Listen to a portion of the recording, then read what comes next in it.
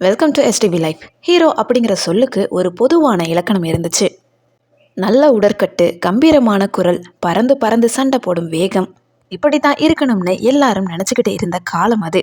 ஆனால் 80ஸ்களின் ஆரம்பத்தில் ஒரு சாதாரண தோற்றம், தடிமனான சோடாபுட்டி கண்ணாடி, கோயம்புத்தூர் மண்ணுக்கே உரிய அந்த நக்கல் கலந்த பேச்சு, இதை மட்டுமே வச்சுக்கிட்டு ஒருத்தர் கேமரா முன்னாடி வந்து நின்னாரு.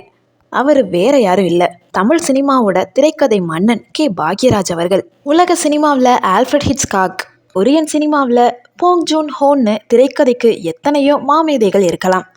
ஆனால் நம்ம தமிழ்நாட்டில் பாமர மக்களுக்கு புரிகிற மாதிரி ஒரு சின்ன முருங்கைக்காயையோ அல்லது ஒரு ஹிந்தி டியூஷனையோ வச்சு தியேட்டரை 100 நாட்கள் ஹவுஸ்ஃபுல் ஆக்கின ஒரே மந்திரவாதி இவர் தான். ரஜினி, கமல்னு 2 மாபெரும் ஆளுமைகள் உச்சத்தில் இருந்தப்போ கூட அவங்களுக்கே பாக்ஸ் ஆஃபீஸில் டஃப் கொடுத்த இந்த சரித்திர நாயகனின் முழு வாழ்க்கை வரலாறை பற்றி தான் இன்னைக்கு சுவாரஸ்யமான தகவலோட இந்த வீடியோவில் நாம் பார்க்க போகிறோம். அதுக்கு முன்னாடி நம்மளோட சேனலை ஃபர்ஸ்ட் டைம் விசிட் பண்ணுறீங்கன்னா இந்த வீடியோக்கு ஒரு லைக் போட்டு மறக்காமல் சப்ஸ்கிரைப் பண்ணிக்கோங்க. வாங்க வீடியோக்குள்ளே போகலாம். 1953 வருஷம் ஜனவரி மாதம் 7ஆம் தேதி ஈரோடு மாவட்டத்தில் உள்ள வெள்ளாங்கோவில் அப்படிங்கிற ஒரு சின்ன கிராமத்தில் கிருஷ்ணசுவாமி மற்றும் சரஸ்வதி அம்மாளுக்கு மகனாக பிறந்தாரு பாக்யராஜ் அவர்கள். சின்ன வயசுல இருந்தே இவருக்கு படிப்பை விட ஊரில் நடக்கக்கூடிய பஞ்சாயத்துகளை வேடிக்கை பார்க்கறதுலையும் மனுஷங்களோட குணங்களை கூர்ந்து கவனிக்கிறதுலையும் தான் ஆர்வம் அதிகம். அப்போவே கோயம்புத்தூர் ஏரியாவுக்கே உரிய அந்த இயல்பான குசும்பும் நகைச்சுவை உணர்வும் இவர்கிட்ட பிறவியிலேயே கலந்திருந்தது. ஸ்கூல் படிக்கிற காலத்தில் இருந்தே நாடகங்கள் எழுதுறது, ஃப்ரெண்ட்ஸ் கூட சேர்ந்து கதை பேசுறதுன்னு சினிமா மேலே ஒரு அலாதியான காதல் இவருக்குள்ள வளர ஆரம்பிச்சது. நமக்குள்ள ஏதோ ஒரு திறமை இருக்கு, அதை சினிமாவில் காட்டணுங்கிற வெறியோடு சென்னை கோடம்பாக்கத்தில் கால் எடுத்து வச்சாரு பாக்யராஜ் அவர்கள். ஆனால் ஆரம்பத்தில் மற்றவங்களை போல இவருக்கும் ஏமாற்றங்கள் தான் மிஞ்சினது. தங்குறதுக்கு சரியான இடம் இல்லாமல், சாப்பாட்டுக்கு காசு இல்லாமல் எத்தனையோ நாட்கள் வெறும் தண்ணீரை மட்டும் குடிச்சுக்கிட்டு படுத்த நாட்களும் இருக்கு. பல தயாரிப்பாளர்கள் இவரோட சாதாரண தோற்றத்தை பார்த்து உனக்கெல்லாம் எதுக்குப்பா சினிமா அப்படின்னு முகத்துக்கு நேராக கேட்டு அவமானப்படுத்தினாங்க.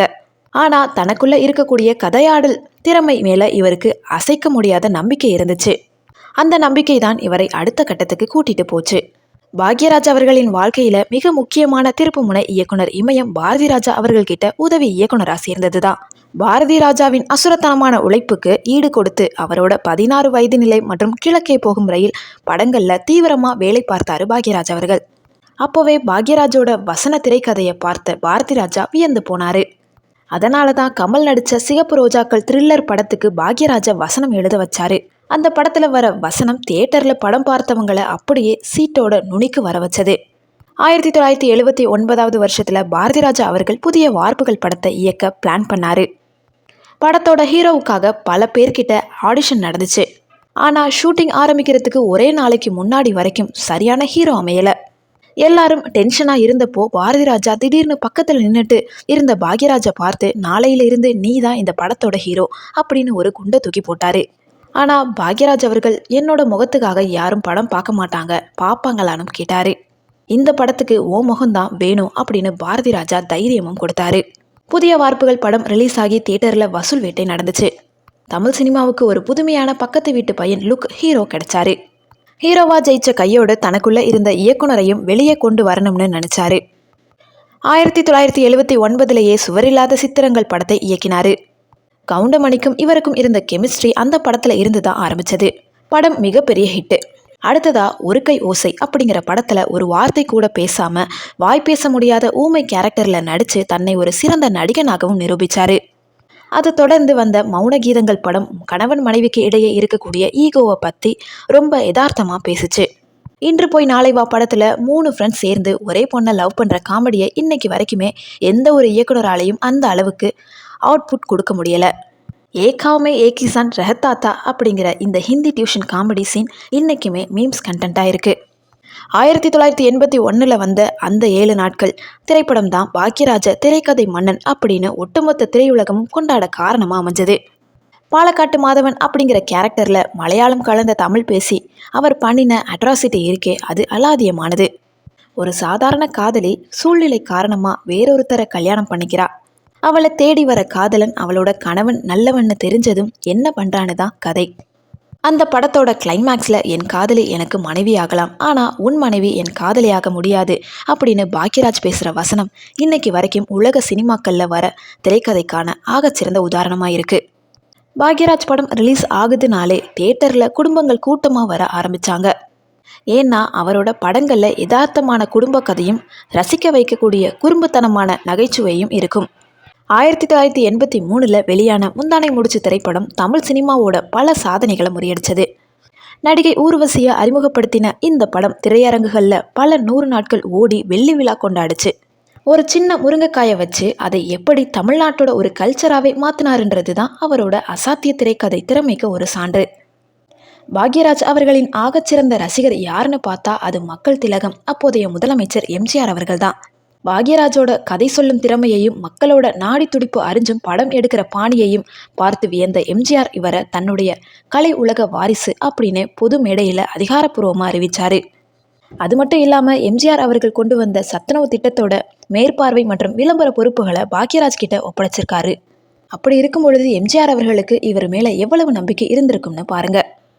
தமிழ்நாட்டையும் தாண்டி பாலிவுட்லையும் பாக்யராஜ் கொடி கட்டி பறந்தாரு. சிவசிவா இயக்கத்தில் இங்கே ரிலீஸ் ஆன ஒரு கைதியின் டைரி படத்தோட கதையை ஹிந்தியில் ஆக்ரி ராஸ்தா அப்படின்னு ரீமேக் பண்ணாங்க.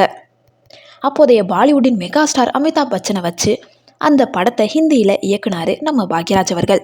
அமிதாப் பச்சன் மாதிரியான ஒரு மாஸ் ஹீரோவை வச்சு அவரோட ஸ்டைலில் படம் எடுத்து பாலிவுட்லையும் மிகப்பெரிய பிளாக்பஸ்டர் ஹிட்டை கொடுத்தாரு. இந்த சாதனையை செஞ்ச மிகச்சில தமிழ் இயக்குநர்களில் பாக்யராஜும் ஒருத்தர். பாக்யராஜ் அவர்களோட தனிப்பட்ட வாழ்க்கை சினிமா அளவுக்கு சுலபமாக இல்லை. தன்னோட ஆரம்ப கால படங்களில் ஜோடியாக நடித்த நடிகை பிரவீணாவை தான் காதலிச்சு 1981 திருமணம் செஞ்சுக்கிட்டாரு. ஆனால் விதி ரொம்ப கொடூரமானது. 1983 முந்தானை முடிச்சு படம் ரிலீஸ் ஆகி பெரிய ஹிட் அடித்த அதே நேரத்தில் மஞ்சக்காமாலை நோய் காரணமாக பிரவீணா திடீர்னு காலமானாங்க. இந்த இழப்பு பாக்யராஜை ரொம்பவே உலுக்கி போட்டுச்சு. இதில் இருந்து மீண்டு வர அவரோட நண்பர்களுடன் திரையுலகினரும் ரொம்பவே உறுதுணையாக இருந்தாங்க. அதுக்கு அப்புறமா 1984 அப்போதைய முன்னணி நடிகையா பூர்ணிமா ஜெயராம திருமணம் செஞ்சுக்கிட்டாங்க. இந்த திருமணத்தை முன்னின்று நடத்தி வச்சதே நம்ம எம்ஜிஆர் அவர்கள் தான். இவங்களுக்கு சரண்யா, சாந்தனு அப்படிங்கிற 2 பிள்ளைகளும் இருக்காங்க. சாந்தனு இப்போ தமிழ் சினிமாவில் ஹீரோவாக இருக்காருங்கிறது நம்ம எல்லாருக்குமே தெரியும். சினிமாக்களில் பிஸியாக இருந்த போதே பாக்கியா அப்படிங்கிற வார இதழை ஆரம்பித்து அதன் மூலமாக வாசகர்களுக்கு பல சுவாரஸ்யமான கதைகளையும் சமூக பிரச்சனைகளுக்கான தீர்வுகளையும் எழுதினார். பல இளம் இயக்குநர்களுக்கு திரைக்கதை ஆலோசனைகளை வழங்கி வந்தார். அது மட்டும் இல்லாமல் சின்ன வீடு, சுந்தரகாண்டம், ராசுகுட்டி போன்ற எக்கச்சக்கமான ஹிட் படங்களை தொடர்ந்து கொடுத்தாரு. பிற்காலத்தில் குணச்சித்திர வேடங்களையும் சின்ன திரை தொடர்களையும் நடித்து ரசிகர்களை தொடர்ந்து மகிழ்விச்சுக்கிட்டு வந்தார்.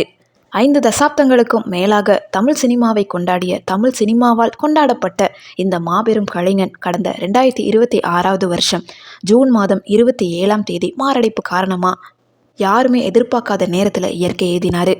அவரோட மறைவு செய்தி கேட்டு ஒட்டுமொத்த தமிழ் திரையுலகமும் லட்சக்கணக்கான ரசிகர்களும் கண்ணீர் கடலில் மூழ்கினாங்க.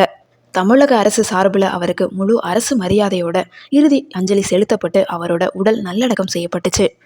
பாக்யராஜ் அவர்கள் மறைந்தாலுமே அவர் விட்டு சென்ற கலை செல்வங்கள் என்றைக்குமே அழியாது. ஒரு மனிதன் தன் உடலால் நம்மளை விட்டு பிரிஞ்சாலுமே அவர் விட்டுட்டு போன திரைக்கதை அப்படிங்கிற சாம்ராஜ்யம் என்றைக்குமே அழியாது. இன்னைக்கு வர எத்தனையோ இளம் இயக்குநர்களுக்கு பாக்யராஜ் அவர்களோட படங்கள் தான் திரைக்கதைக்கான பைபிள். தமிழ் சினிமா இருக்கிற வரைக்கும் பாக்யராஜ் என்கிற பெயர் கம்பீரமாக ஒழிச்சுக்கிட்டே இருக்கும். திரைக்கதை மன்னன் பாக்யராஜ் அவர்களோட படங்களில் உங்களுக்கு ரொம்ப பிடிச்ச படம் எது? அவரோட எந்த காமெடி சீன் உங்களை ரொம்ப சிரிக்க வச்சதுன்னு கீழே கமெண்ட்டில் சொல்லுங்கள். தேங்க்யூ ஸோ மச் ஃபார் வாட்சிங்.